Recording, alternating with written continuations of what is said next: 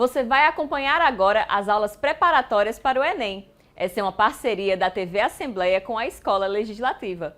Mas antes, vamos conhecer o trabalho dessa escola, que oferece aulas para alunos da periferia da Grande João Pessoa e todo ano a prova de 70% a 80% dos alunos, com uma equipe formada pelos melhores professores da capital. Tiago é um dos alunos do ELEGES, a Escola do Legislativo, que surgiu com o objetivo de capacitar e qualificar os funcionários da Casa Epitácio Pessoa. A Escola do Legislativo está agregando muito minha formação como pessoa em si, além do como eles planejam as aulas em si, que é de qualidade, por cima, além de ser gratuito, que facilita todo mundo, uma parcela da população conseguir essa educação de qualidade, me formou como uma pessoa. Agora eu sei muito sobre ética e cidadania, como se comportar como cidadão e principalmente como exercer minha função de cidadão. A Escola do Legislativo surgiu como uma resposta à Constituição Federal, que no artigo 39, parágrafo 1º, diz que todo órgão de governo deve ter sua escola de treinamento ou seu núcleo de treinamento.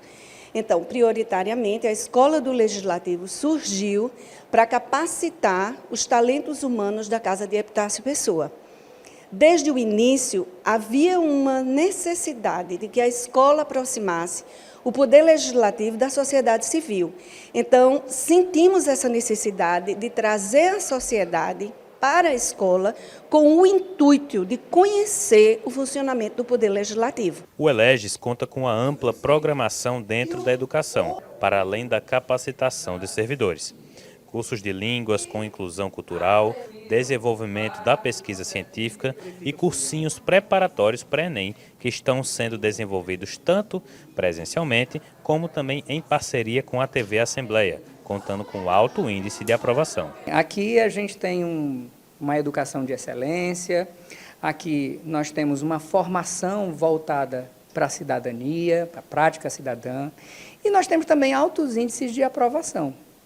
Então, nada mais importante, para a formação desses jovens que estão aí em crescimento, pensando no futuro, sendo o futuro, do que uma educação de qualidade. Além disso, a ELEGES conta com um sistema educativo baseado em pilares, como explica a coordenadora. A formação e a capacitação, tanto dos servidores da Casa de Epitácio Pessoa, como do público externo, com vários cursos de extensão universitária e formação, a produção do conhecimento com o grupo de pesquisa. Hoje, esse grupo de pesquisa está contemplando mais de 30 pesquisadores no Brasil todo. Agora, em abril, lançamos o primeiro e-book, parte dessa pesquisa científica, e vem aí o segundo. E a educação para a cidadania em si. Os alunos do cursinho pré-vestibular têm aulas de ética e cidadania comigo, e combina com a visita à Casa de Epitácio Pessoa, onde eles vão ver minuciosamente o processo legislativo. A ELEGES, premiada em 2017 pela Associação Brasileira de Escolas do Legislativo, continua trabalhando para formar cidadãos e fortalecer o poder legislativo. E aí, estudantes, preparados para fechar as contas do Enem? Então não perde essa aula de matemática que já vai começar. TV Assembleia, a Paraíba se enxerga aqui. Fala, meu povo, bom dia, boa tarde, boa noite, seja bem-vindo ao ELEGES, seja bem-vindo à Assembleia, tá? No seu horário que você está assistindo isso, tá? Hoje nós estamos trabalhando com estatística, medidas de tendência central. Cuidado com estatística que cai no Enem, são questões extremamente fáceis, não são questões muito difíceis. E estatística, qualquer curso que você for fazer na federal ou em uma universidade particular, você vai pagar essa disciplina estatística, você vai cursar essa disciplina estatística em qualquer curso, tá bom? Beleza? Vamos começar. O que a gente vai aprender hoje? Média aritmética, a gente vai aprender mediana, vai aprender média ponderada, moda, desvio padrão, só um resumo, tá? Porque no Enem, na prova do Enem, desvio padrão, ele só vai querer de você o básico, o entendimento, o conceito de desvio padrão. Dificilmente você vai calcular o desvio padrão, tá bom? Lá no Enem. Mas a gente vai fazer uma questãozinha de desvio padrão só para você ver como é que calcula e ver como é que dá um trabalhozinho. Então, por isso que o Enem não vai cobrar isso de você. Beleza? Vamos começar com média aritmética? Beleza, bora! Então, você que é estudante, você já fez essa média aritmética várias vezes. O que é a média aritmética? É a soma a soma dos elementos dividido pela sua quantidade. Por exemplo, quando você estuda na sua escola, a sua escola geralmente, a maioria das escolas, elas são 4 bimestres, primeiro, segundo, terceiro e quarto. Para você saber se passou ou não na disciplina, o que é que você fazia? Somava a nota do primeiro bimestre, somava a nota do segundo bimestre, do terceiro e do quarto. Somava todo mundo e dividia por quanto? E dividia por 4. E aí, se fosse acima de 7 para cima, você estaria passado, estaria de férias, de 7 para baixo, você iria fazer uma prova de recuperação, de reposição de nota, tá bom? Então, você já fazia isso com bastante tempo. Então, vamos lá, vamos dar uma lindinha aqui que não faz mal a ninguém. Média aritmética é a soma de todos os valores dividido pela quantidade de valores, reproduzindo ponto de equilíbrio, tá? Em um conjunto de dados. Todos os valores têm o mesmo peso. A gente vai falar aí sobre o peso dela, tá? Vamos pegar um exemplo. Nota de os alunos de 4 provas. Tirou 6 na primeira, 7,5 na segunda, 8 na terceira e 9,5 na quarta. Somando todo mundo vai dar 31. Se eu dividir por 4, deu 7,75. Então, se fosse na escola, esse aluno estaria o quê? Estaria passado, tá bom? Beleza? Essa média aritmética ela pode ser representada, pessoal, por um gráfico. Esse gráfico aqui é chamado de gráfico de colunas, tá? Muito comum no Enem, tem que ter cuidado na interpretação, tá? A linha horizontal representa aqui os dias, dia 1, dia 2, 3, e a coluna, né? Assim, a linha vertical, ela vai dizer o que? A temperatura, tá bom? Então, olha só, a temperatura máxima atingida de uma cidade ao longo de 6 dias variam, mas a média resume esse comportamento em um único valor de referência. Então, olha só, no primeiro dia a temperatura foi de quanto? Foi de 22, no segundo dia foi de quanto? Foi de 24.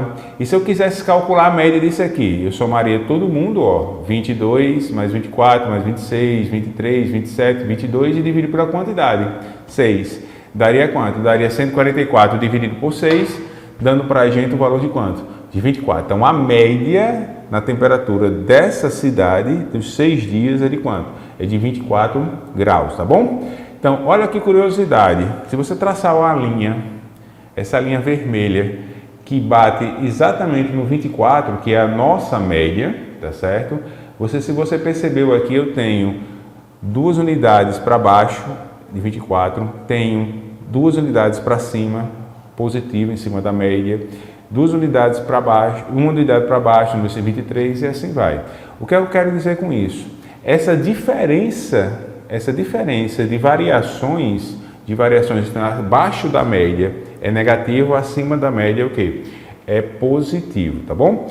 Então é o seguinte, essa diferença sempre vai ser quanto? Vai ser sempre 0. É só uma curiosidade para vocês entenderem o que é média, tá? Uma das curiosidades.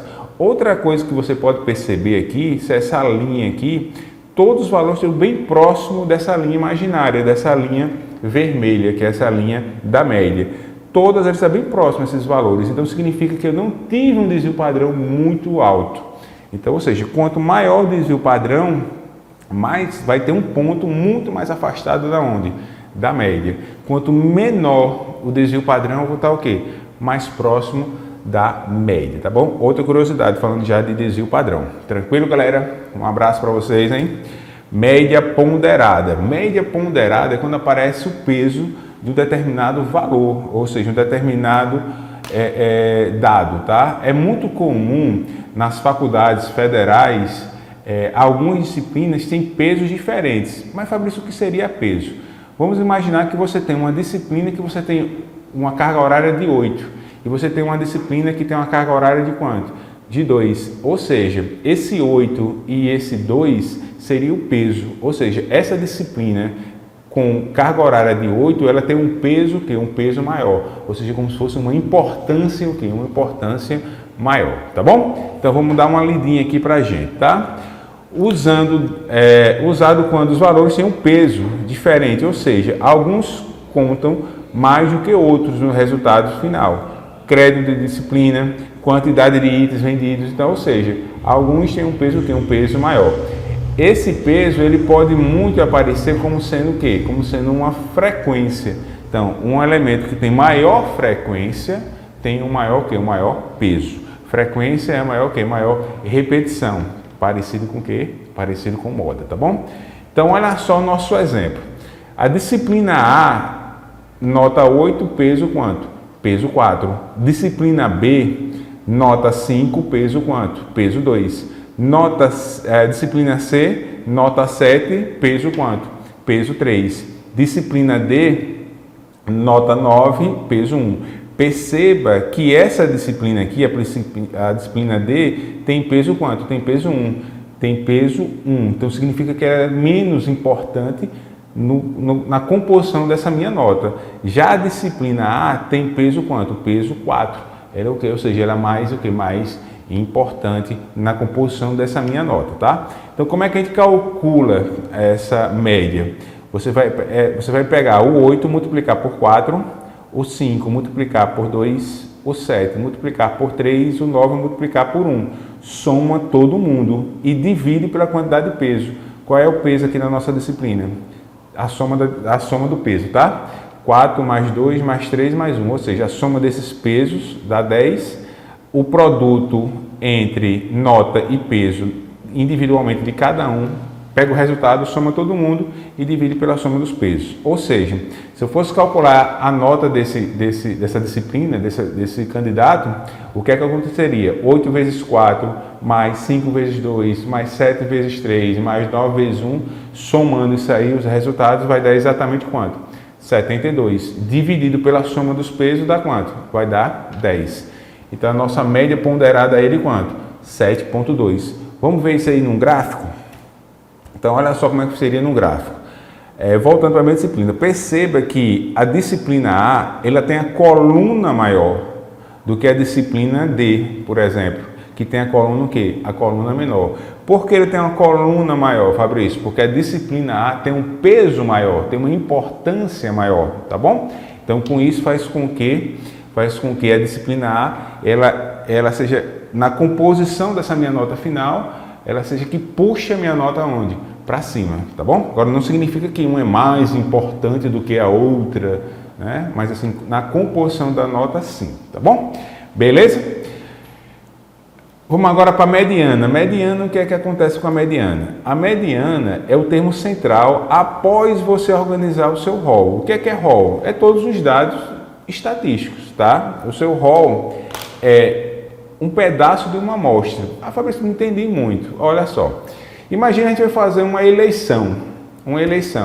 Você não vai perguntar a quem você vai votar, quem vai ser o candidato A, o candidato B, a todas as pessoas aqui de João Pessoa. Você não consegue fazer isso porque a sua população é gigantesca. Você não consegue perguntar a cada um. Então, o que é que você vai fazer? Você vai retirar uma amostra.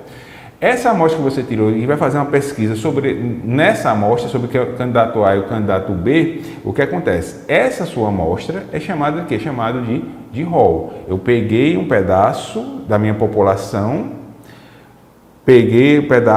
é a nossa amostra. Essa amostra é chamada de quê? De rol, tá bom? Então, o que acontece para a gente saber a mediana? Você vai pegar o rol e colocar ele em ordem crescente, ou seja, do menor para o maior, e vai procurar o termo central. O termo central é a nossa o quê? A nossa mediana. Por exemplo, o salário de 7 funcionários em ordem. Um ganha 2.000, outro ganha 2.000, outro ganha 3.000, 3.000, 4, 10 e 5. Perceba que eu tenho aqui 7 funcionários. 7 funcionários. Então, a minha mediana é uma linha imaginária que vai dividir o meu rol ao meio. Então, se você olhar direitinho, esse 7 aqui, esse 3 aqui, ele vai dividir o meu rol na metade. Então, à esquerda dele eu tenho 3 elementos, à direita dele eu também tenho o quê? 3 elementos. Então, a mediana aqui, nesse caso, aqui é quanto? Aqui é 3, tá ok? Beleza? Mas, Fabrício, aqui tudo bem, se for ímpar, a gente consegue ver com clareza. E se for par? Por exemplo, aqui, ó, aqui, eu tenho o número 5. Eu tenho quantos elementos? 1, 2, 3, 4, 5, 6, 7 e 8. Opa, então a mediana não vai passar em cima de um elemento porque não é ímpar, é uma quantidade par. Então o que é que vai acontecer? Essa mediana, essa linha imaginária aqui vermelha que está no quadro de vocês, vai dividir o meu rol. Beleza, então perceba que à esquerda dessa linha imaginária eu tenho 4 elementos, à direita dessa linha imaginária também tem o quê? 4 elementos. Então, qual seria a mediana aí nesse caso? Que já que a minha mediana não está passando em cima de um elemento do meu rol. Então, o que é que você vai fazer? Você vai fazer uma média do antecessor mais o quê? Mais o sucessor. Então, quem é o antecessor dessa linha vermelha? 3. Quem é o sucessor dessa linha vermelha? 4. Fazer a média. Opa, quem é a média? Soma todo mundo e divide pela quantidade. Então, aqui a nossa mediana vai ser quem? 3 mais 4 dividido por quanto? Dividido por 2, que dá igual a quanto? 3,5. Beleza? Então, tem que ter cuidado aí, galera. Média, média ponderada e mediana são valores de tendência. Tendência o quê? Tendências centrais, tá bom? Então, valor de tendência. Tendência já está dizendo. Não posso dar uma conclusão sobre aquilo. Ou seja, uma tendência sobre aquilo sim, mas uma conclusão não. Por exemplo, na Copa do Mundo, fizeram um estudo estatístico que a tendência é que o Brasil vai ganhar a Copa do Mundo. Tá? Então fizeram todos os estudos estatísticos, aquela todinha, disseram que o Brasil iria ganhar, supondo, né? Supondo que o Brasil ia ganhar, ou seja, você viu na prática que o Brasil não ganhou a Copa do Mundo, tá bom? Então, o estudo estatístico, a média, mediana, tá? Aquilo ali é só para você ter a tendência e não ter a certeza, tá bom? Beleza? Então vamos ver como é que fica no gráfico? Então no gráfico, se você olhar, a gente colocou aqui no gráfico, bem direitinho, o que é que acontece aqui? Acontece que a nossa mediana é o termo que? O termo central das colunas, tá bom? Então, F1, 2, 2, 3, 3, 4, 10 e 15. Perceba que o 3 divide esse rol aqui ao meio graficamente, tá bom? Beleza? Tudo ok? Vamos embora. E moda, o que é moda? Moda é o que mais se repete, ou seja, que tem maior o quê? Maior frequência no determinado rol. Pode ser também chamada de peso também, tá? Então, em alguns casos, a moda pode ser chamada de peso, tá? Ou seja, a disciplina que eu tenho 8 horas de aula e uma que eu tenho 1 hora de aula, então eu estou nessa disciplina por mais tempo. Então, eu tenho maior moda, vamos pensar assim. Então, moda é o valor que aparece com maior frequência em um conjunto de dados. É a única medida de tendência central que também pode ser usado com dados não numéricos. Ou seja, você pode pegar a moda, quando você vai baixar um aplicativo, por exemplo, no celular, você entra num dado estatístico de classificação no seu celular daquele aplicativo. Aí, bom, ruim e péssimo, por exemplo. Então, tem muitas pessoas dando a nota bom, muitas pessoas dando a nota ruim, muitas pessoas dando a nota péssima. Isso aí também pode ser moda. Então, isso não tem valor numérico, e sim qualitativo, tá bom? Quando não tem moda, por favor, isso é muito comum, um erro, tá? Muito comum. Aparece lá no Enem um dado rol que não tem ninguém se repetindo. Aí a pessoa pega e diz que a moda é 0. Não, a moda não é 0. É chamado de amodal ou não existente, tá? Porque 0 é um elemento, 0 é um número, tá? Quando tem uma moda, um elemento sendo repetido, é unimodal. Quando eu tenho 2, bimodal e acima de 3 já é multimodal, tá bom? Então imagina aqui nosso exemplo. Número de filhos declarados por 10 famílias. Então, eu tenho 0, um filho, eu tenho uma família que tem 2 filhos, outra família que tem 2, 2 famílias que tem 3 e 2 famílias que tem 4. Eu tenho 10 famílias, ó. 1, 2, 3, 4, 5, 6, 7, 8, 9 e 10. Então, foi feita uma pesquisa nessas 10 famílias e você percebeu aqui que o 2 aparece mais vezes. Então, significa que eu tenho famílias tem 2 filhos que aparecem mais vezes, ou seja, eu tenho mais famílias que tem 2 o quê? 2 filhos, tá? Então a moda aí é quem? A moda aí é 2, porque aparece mais frequentemente, tá bom? Então o nosso gráfico agrupando as correspondentes, né, as 10 respostas por número de filhos, o histograma mostra de forma imediata qual valor se repete mais. É o mesmo exemplo do slide anterior, só que é organizado por frequência. Ou seja, 2 filhos, aparece o quê? Aparece mais, ou seja, eu tenho 3 famílias que tem o quê? Que tem 2 filhos. Maior frequência, maior o quê? Maior moda, tá bom? Beleza? Então vamos lá, quando usar cada medida? Medida aritmética, os dados são homogêneos, sem valores extremos, tá? Então, você não tem valor extremo demais, tá? É bom você usar o quê? Média aritmética, tá bom? Cuidado, o outlier distorce bastante o resultado. O que significa esse outlier? Quando você vai numa loja, tem na outlier ali, significa que tem alguém aí com um preço daquele produto muito distante da realidade. Vou supor, você vai comprar uma camiseta, que uma camiseta custa R$100. Aí hoje, nessa promoção, está valendo R$5. Então está bem distorcida a distância do valor original para o valor que ela está lá. É um chamado de outlet, tá bom? Então quando tem um ponto muito distante do meu hall, é esse nome que se dá.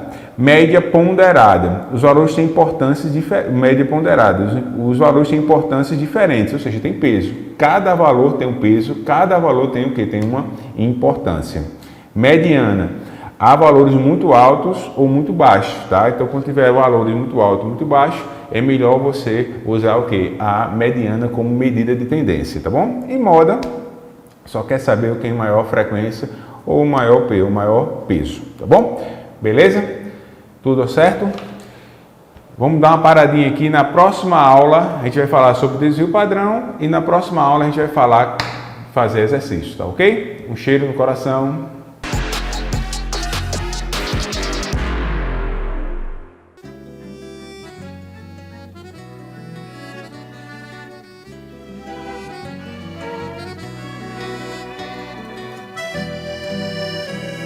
O arquipélago de São Pedro e São Paulo está situado a 1.000 quilômetros de Natal. É formado por um conjunto de ilhas rochosas no meio do Oceano Atlântico. A região pertence ao estado de Pernambuco. Na Ilha Belmonte está em operação uma estação científica da Marinha desde 1998, que permite realizar pesquisas e estudos marítimos para explorar e conservar os recursos naturais existentes no litoral.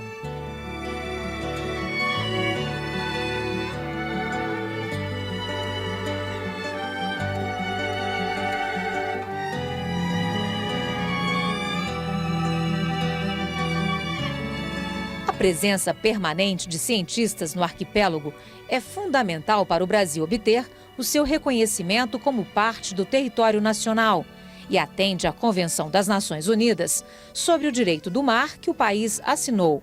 Desta forma, o Brasil garante cerca de 450.000 quilômetros quadrados como zona econômica exclusiva.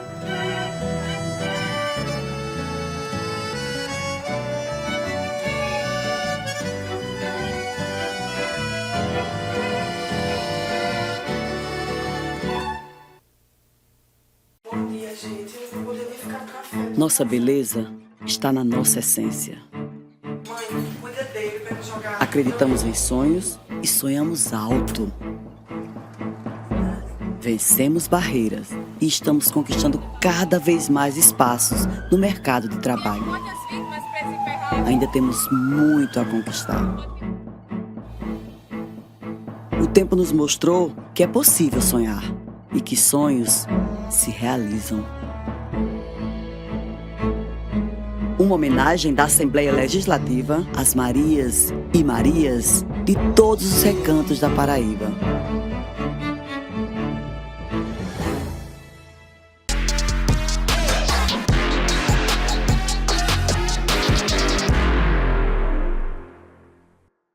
Fala, turma! Vamos entender de vez aquelas reações químicas? Então acompanhe agora essa aula de Química e venha aprender com a gente. TV Assembleia, a Paraíba se enxerga aqui.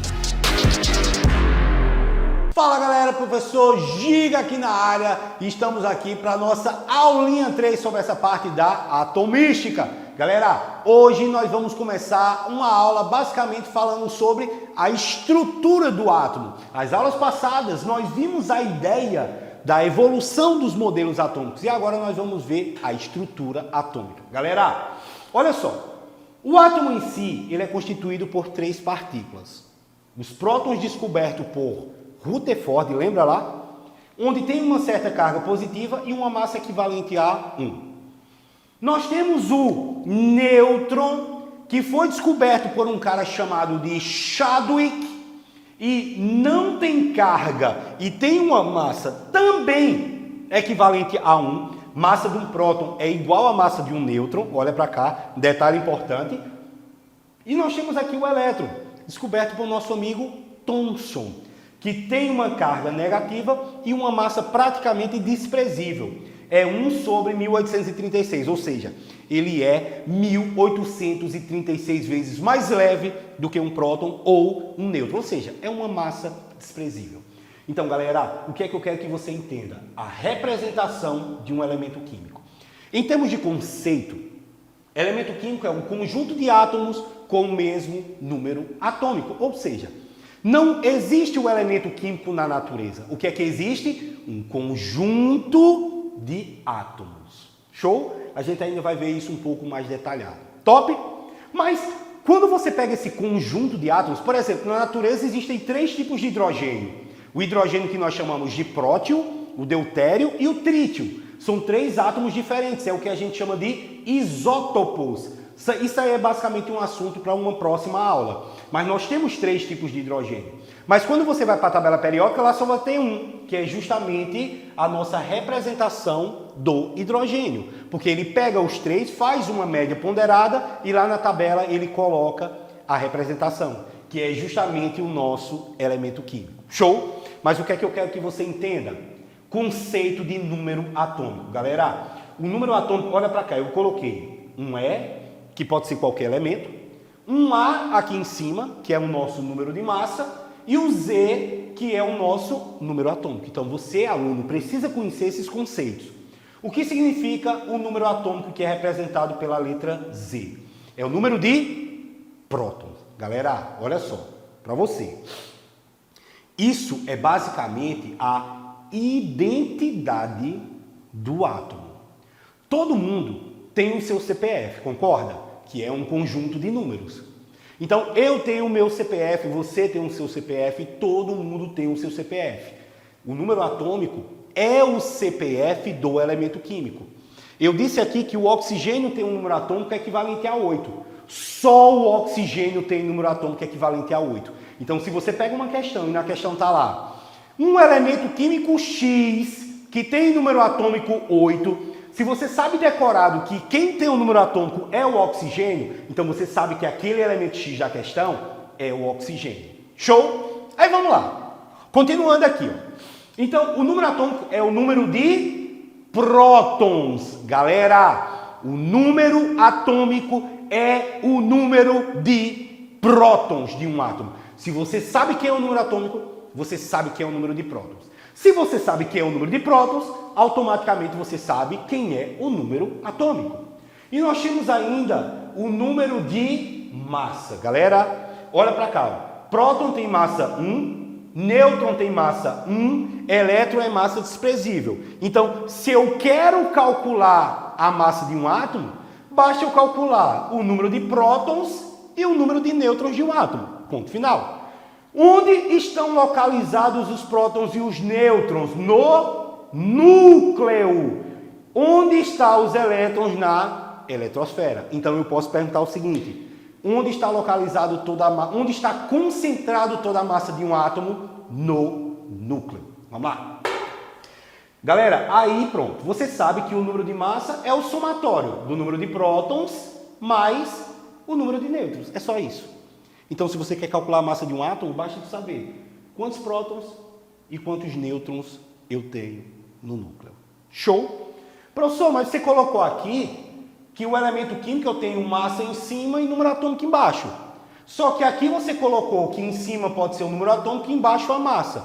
Onde é que eles vão ficar? É aí a questão. Ó, número atômico é o número de prótons, é só prótons.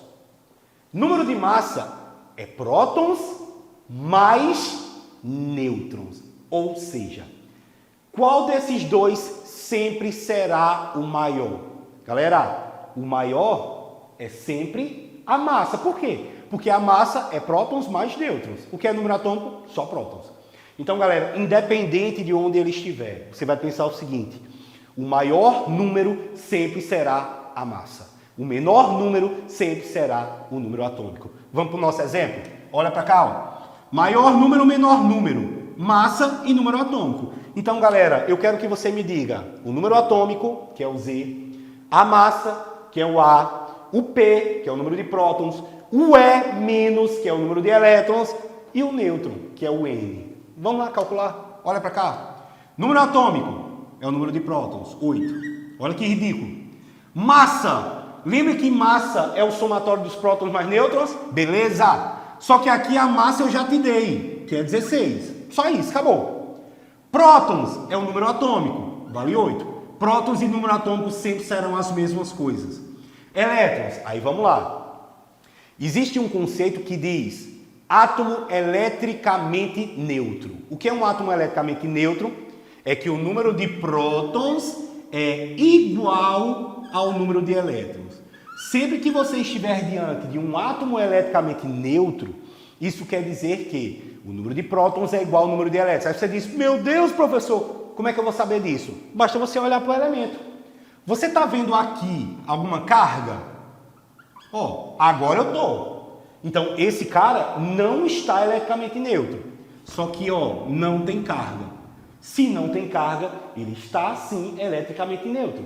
Então, se ele está eletricamente neutro, quer dizer que o número de prótons é igual ao número de elétrons. Show de bola? Vem para cá. Como é que eu calculo o número de nêutrons? Ó, se massa é Z mais N, vou isolar ele, ó. O Z não está somando, vai para o outro lado o quê? Subtraindo. É A menos Z, ou melhor, A menos P. É a massa menos o número atômico.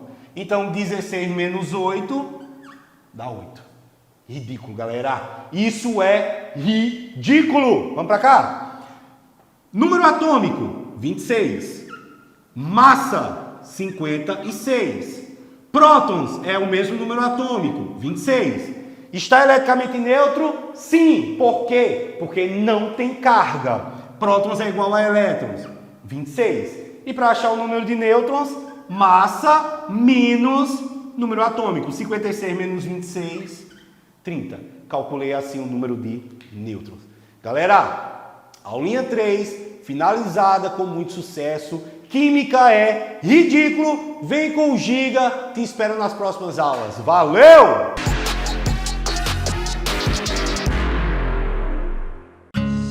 Dos meus tempos de menino não falta recordação.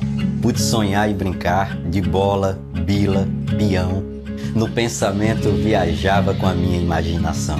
Na escola, todo dia feliz da vida estudava, mas a hora preferida era quando eu brincava. No recreio com os amigos, ligeiro a hora passava. No território da infância, fui feliz, pude sonhar. Recebi amor dos meus sem ter que me preocupar. Era um tempo de magia, sorrio só de lembrar. Pois quando penso na infância, eu penso em algo sagrado. Num solo fértil, potente, onde o amor é plantado em proteção, em futuro, em afeto e em cuidado. Porém, a realidade, para muitos, é diferente. O direito à infância é negado a muita gente, prejudicando a criança e também o adolescente. O trabalho infantil em nossa sociedade precisa urgentemente ter um fim com brevidade. Proteger nossas crianças é responsabilidade. Responsabilidade de quem tem um olhar social, de quem luta para que o mundo seja menos desigual, para que a Constituição se cumpra em seu ideal. Educação, moradia, teto e sobrevivência são direitos garantidos e para que haja potência no adulto que crescerá, preservemos a inocência. O brincar é fundamental, é forma de expressão. Cuidar das nossas crianças é cuidar de nossa nação. É preservar o presente para que haja futuro então. Que toda criança tenha direitos assegurados, que tenha amor, estudos, seus anseios validados, possa se desenvolver sem ter seus sonhos roubados. Cansaço? Só de brincar. Nenhuma preocupação, vida plena e leveza, boa escolarização, respeito e, acima de tudo, toda a nossa proteção. Saúde, vida, lazer, cultura e muita poesia. Que toda criança tenha de viver a alegria que você chegue junto, seja mais um que se alia para transformar, para amar e proteger. Criança não tem trabalho, tem que se desenvolver. Vamos juntos reforçar. Criança é só para amar, brincar, sorrir e crescer. Chega de trabalho infantil.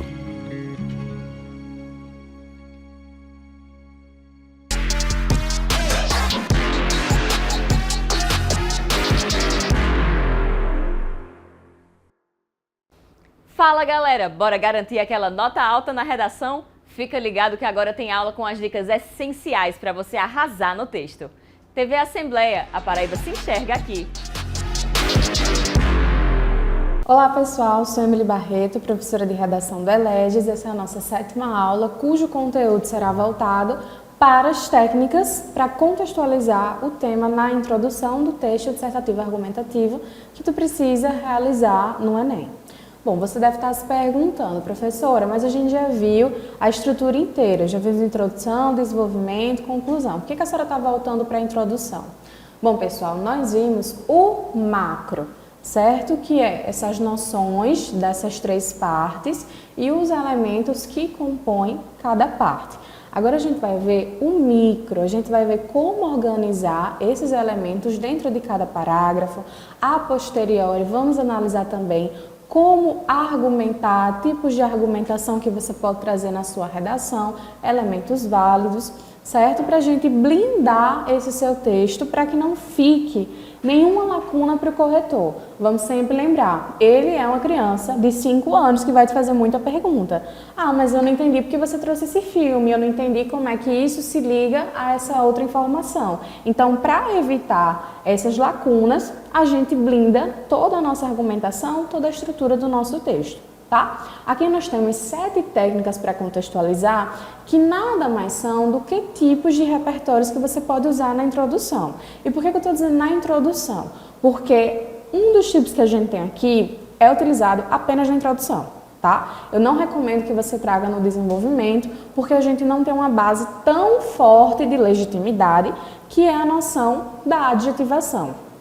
Pessoal, como o nome já está dizendo, a adjetivação vem da noção de adjetivo, que é aquela classe gramatical que caracteriza, qualifica um substantivo, seja para uma coisa boa, seja para uma coisa ruim, certo?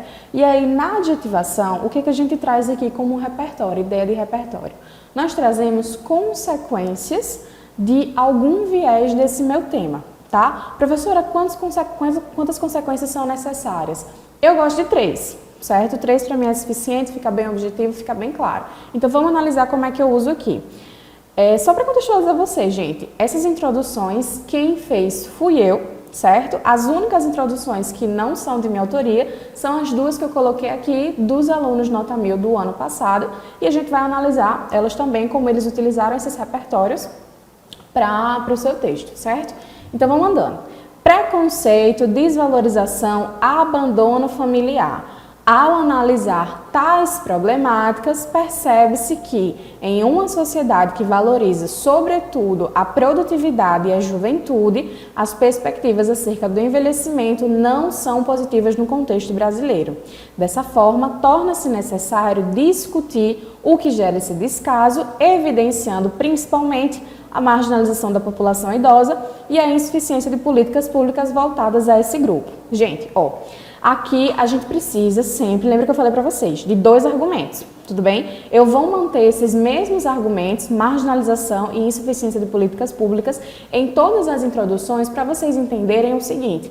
Aqui o que muda é noção de repertório e noção de contextualização. Professora, aqui o que entraria como repertório? Preconceito, desvalorização e abandono familiar. Você está caracterizando essas perspectivas para o envelhecimento, certo? Aqui a gente entra como repertório de adjetivação. Como eu falei para vocês antes, esse repertório é usado em introdução. Eu não recomendo que vocês façam isso no desenvolvimento, porque a gente não tem uma legitimidade muito forte, certo? Não tem como você dizer assim, foi o fulano que falou, está embasado nisso. Tal dado diz isso aqui, o filósofo ciclano diz isso. Então, para a gente deixar essa nossa argumentação mais forte no desenvolvimento, Aqui, para este tipo de repertório, recomendo fazer apenas na introdução. E percebam, coloquei os 3 elementos, só isso é suficiente, e junto com o tema. Então eu digo assim, ao analisar tais problemáticas. Que problemáticas? As que eu citei anteriormente, tá? E aí eu trago uma contextualizaçãozinha quando a gente, analisa que uma sociedade que valoriza produtividade e juventude, e eu entro no tema. As perspectivas acerca do envelhecimento não são positivas no contexto brasileiro. Então aqui eu já trago tese, que é o ponto de vista que você vai defender. A minha tese é o ponto de que essas perspectivas não são positivas, tá? Eu vou levantar essa pauta. E aqui, gente, como eu disse também em outras aulas, é preciso que você traga o tema por completo. E isso não é negociável, certo? Você pode trazer esse tema da forma como ele veio ao mundo, bem bonitinho, perspectivas acerca do envelhecimento na sociedade brasileira, ou você pode trazer por meio de sinônimos diretos, tá? Você que sabe. Se eu quisesse aqui ter usado Brasil no lugar do contexto brasileiro, seria válido do mesmo jeito, mas eu quis trazer ele completinho, bonitinho. Tudo bem? Fiz essa junção, o que eu faço por último? Apresento meus pontos. Então aqui fica muito claro para mim que os 2 argumentos que eu vou defender no desenvolvimento são, primeiro, a marginalização e, segundo, insuficiência de políticas públicas, tá? Meu D1 e meu D2. Agora a gente entra no ponto da definição, que é a mesma coisa que você conceituar alguma coisa, tudo bem? É você me dizer o seguinte, isso aqui significa isso aqui diz respeito a isso, tá? Veja, o envelhecimento corresponde a um processo natural, progressivo e inevitável da vida humana, marcado por transformações físicas, psicológicas e sociais. Entretanto, na sociedade brasileira, essa etapa da vida ainda é frequentemente associada à inutilidade e à exclusão, pois muitos idosos enfrentam a desvalorização de sua participação social, além da ausência de um suporte adequado que lhes garanta dignidade e bem-estar. Ou seja, meu repertório é a noção do envelhecimento. O que é envelhecimento? Então, eu trago esse conceito para o meu corretor, eu trago essa definição de envelhecimento para o meu corretor. Em seguida, eu já contextualizo. E aí, percebam, toda vez que eu for contextualizar o meu repertório com um tema, eu tenho elementos coesivos que me auxiliam. Vejam, na adjetivação, eu uso o seguinte, ao analisar tais problemáticas. Quais problemáticas? As que eu falei no repertório. Aqui tem esse entretanto. Entretanto, esse elemento coesivo de oposição, de adversidade. O que está me trazendo? Qual é a noção? O que eu vou falar agora é contrário, é adverso à noção benéfica que eu trouxe no repertório, a noção benéfica da definição. E aí eu explico essa contextualização, certo? Nesse momento aqui, ó, estão vendo aqui a minha mãozinha? Nesse momento aqui, eu explico para o meu leitor como é essa relação, tá? Eu não jogo, eu explico para ele, olha, eu não trouxe essa definição à toa, tem esse motivo aqui. Aqui, da mesma forma, ó, eu trago essa contextualizaçãozinha e percebam, você pode ser mais breve, como eu fiz aqui, ou você pode detalhar um pouquinho mais nesse momento, tá? Desde que você me deixe claro por que você está usando esse repertório. E aí, minha gente, finalizo na mesma sequência. Assim, é imprescindível discutir as perspectivas que levam a essas noções na sociedade brasileira. Marginalização da população idosa e insuficiência de políticas públicas voltadas para esse grupo social. Ou seja, trouxe os elementos que faltavam do meu tema, que era a noção de perspectivas e sociedade brasileira, e pontuo os meus 2 argumentos. Professora, se eu quiser, eu posso já trazer informações sobre esses meus argumentos? Gente, não é legal, tá? Por quê? Você vai trazer já essa explicação no desenvolvimento, então aqui não precisa. Veja, citar é suficiente. Onde é que você vai trazer causa? Onde é que você vai trazer consequência? Lá no desenvolvimento. Então aqui você só cita, certo? Continuando, a gente tem a noção de repertório por evidência. É uma técnica de repertório por evidência. O que isso significa, professora? É você usar um caso real, por exemplo. Digamos que a gente vai fazer uma redação sobre os maus tratos aos animais. O que você pode usar como repertório? O caso orelha, tá? Você coloca como embasamento a notícia no Fantástico, que detalhou o caso, e traz como um repertório por evidência. O que mais que você pode trazer? Dados estatísticos, certo? Tanto por cento da população já banaliza essas agressões contra os animais. Então, tudo isso são evidências que ocorrem na sociedade, elementos reais que a gente tem aqui para embasar o ponto. Aqui temos o seguinte: de acordo com dados do Instituto Brasileiro de Geografia e Estatística, o nosso famoso IBGE, a população idosa cresce de maneira acelerada no Brasil, representando 10,9%, uma parcela significativa do povo da nação. Apesar disso, as perspectivas positivas para esse público não têm acompanhado esse avanço estatístico, haja vista que muitos idosos ainda convivem com a exclusão e com o sentimento de inutilidade. Então vejam, aqui temos um repertório bem padrãozão, um dado do IBGE, e seguimos para a contextualização com que elemento? Apesar disso, apesar de quê? Desse viés positivo que a gente traz no repertório. Você pode perguntar agora, professora, eu vi fulano de tal dizendo que a gente não pode trabalhar IBGE, porque o IBGE é um repertório de bolso. Gente, vamos deixar aqui cartas à mesa. Repertório de bolso é aquele que você não contextualiza, você não consegue juntar com tema e argumentos, certo? Se aquele repertório é voltado ao seu tema de forma direta, se aquele repertório é voltado ao argumento que você está defendendo no desenvolvimento e você sabe contextualizar essas ideias, a gente não tem um repertório de bolso, certo? Vejam, o dado que eu trouxe aqui do IBGE não é qualquer dado aleatório, é especificamente voltado à população idosa, que diz respeito a uma parte do nosso tema. Tudo bem? Então não tem como ser esse repertório de bolso, porque aqui eu tenho uma noção direta com o meu tema e a posteriori a gente tem também essa contextualização já feita. Professora, para fechar, vocês já estão sabendo, a gente menciona os argumentos.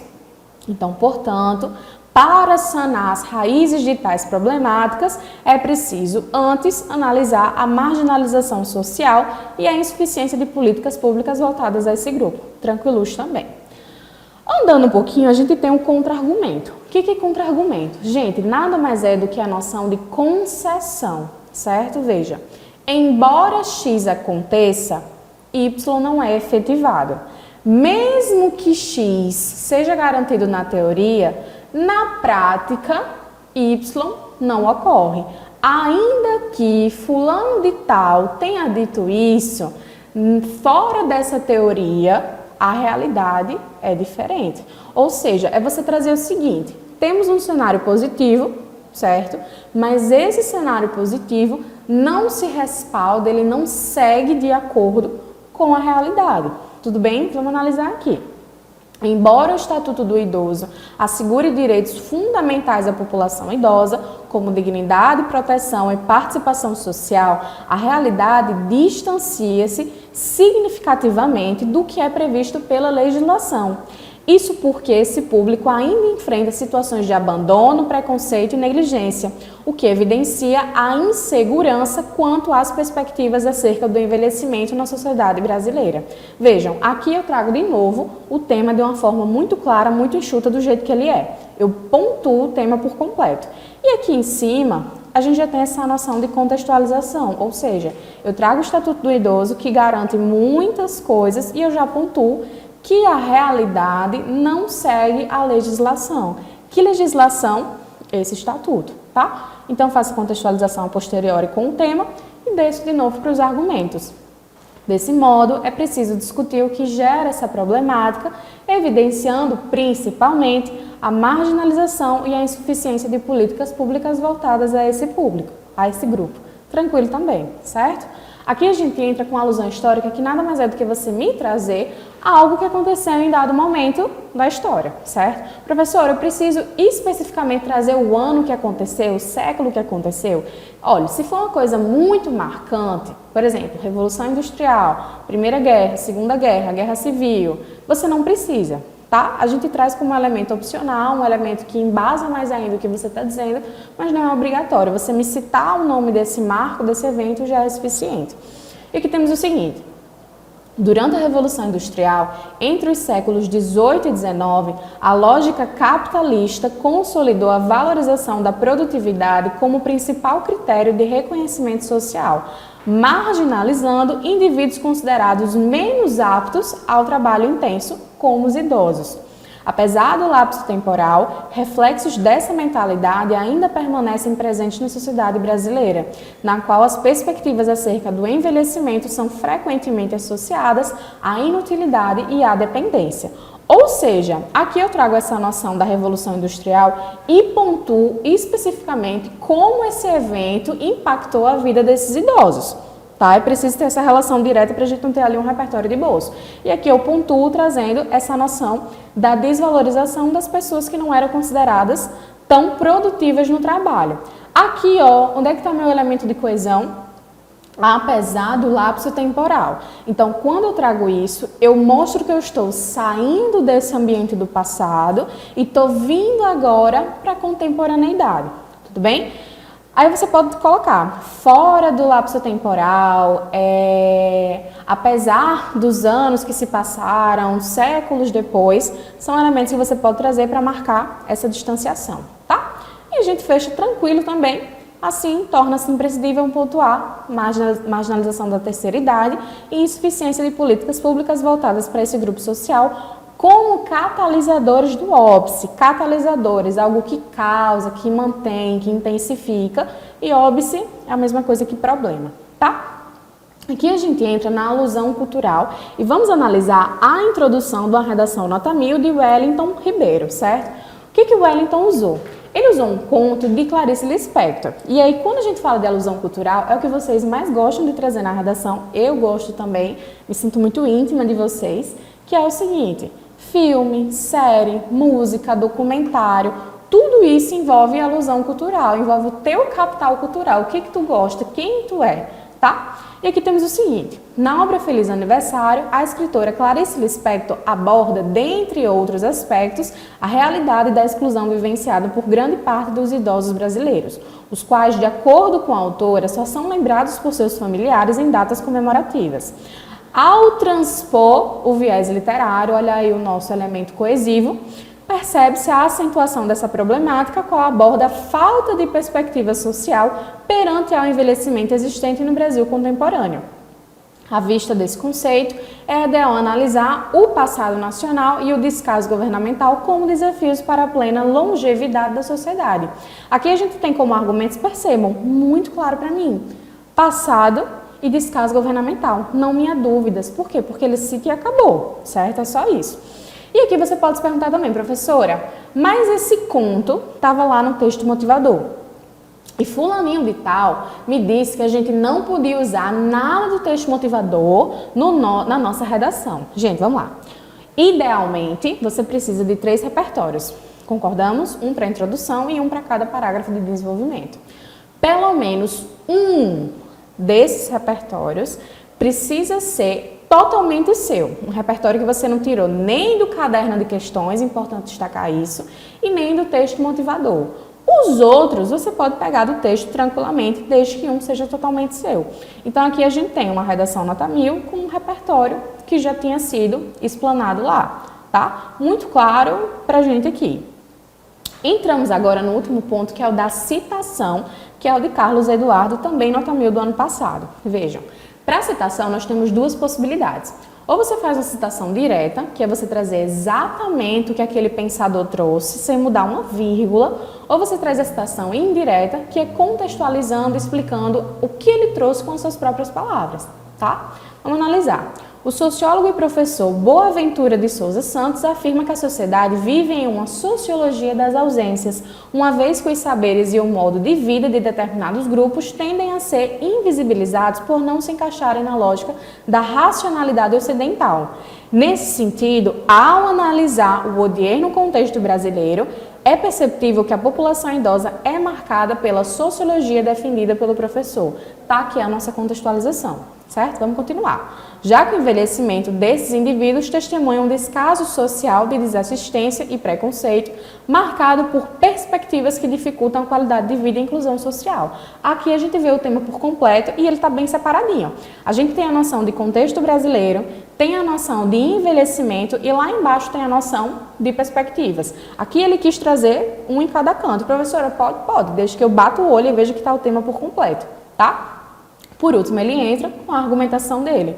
Por isso, urge uma discussão sobre essa problemática, a qual é sustentada não só pela negligência estatal, argumento 1, mas também pela omissão midiática, argumento 2.